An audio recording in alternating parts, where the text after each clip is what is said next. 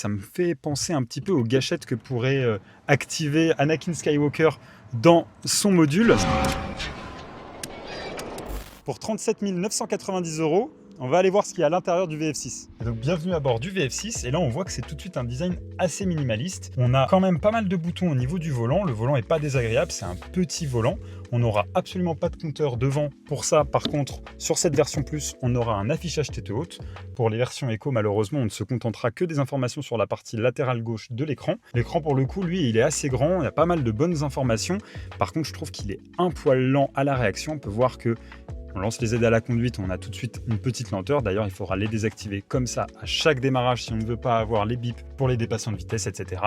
Ici, on aura donc sur son centre les petites gâchettes pour la boîte de vitesse. Ça me fait penser un petit peu aux gâchettes que pourrait activer Anakin Skywalker dans son module. Concernant la vie à bord, le gros défaut de ce VF6, c'est les angles morts. Vous pouvez le voir, je suis assis quand même vachement haut et je suis à la position la plus basse que proposent ces sièges. On a des gros montants sur les côtés, on a tout de suite le toit qui viendra bloquer de la vision, et surtout c'est à l'arrière que ça pose problème. Je vous laisse regarder la taille de la lunette arrière, c'est franchement ridicule.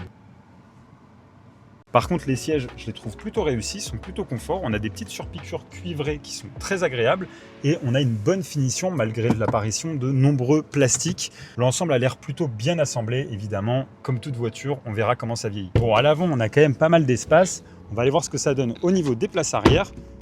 Donc même chose, on aura toujours ces poignées un peu plastiques, pas très agréables. Et à l'arrière, là, j'ai les genoux qui sont dans le siège. Et vous pouvez voir que, encore une fois, tout de suite le toit un petit peu dans la tête. Bon, à défaut, on aura un confort qui sera quand même suffisant. On aura deux prises USB-A de charge rapide et pas USB-C. Évidemment, beaucoup de place, pas de tunnel de servitude puisque c'est un véhicule 100% électrique. Dans l'ensemble, ça suffira à des enfants. Pas très grand. Hein. Et donc pour le coffre, pour l'ouvrir, ce sera un simple bouton. Et ici, en norme liquide, je précise, 423 litres de chargement. Évidemment, c'est beaucoup plus facile de faire monter les chiffres quand de l'eau peut s'infiltrer un peu partout. Je pense qu'on est plus sur du 340 litres. C'est pas excessivement grand. On aura quand même un double fond pour venir y ranger les câbles, mais il sera compartimenté avec un petit morceau de polystyrène, pourquoi pas. Mais au moins, c'est pratique. Ça prend pas de place dans le coffre. Les câbles, ça reste en dessous. Les affaires pour voyager, au-dessus.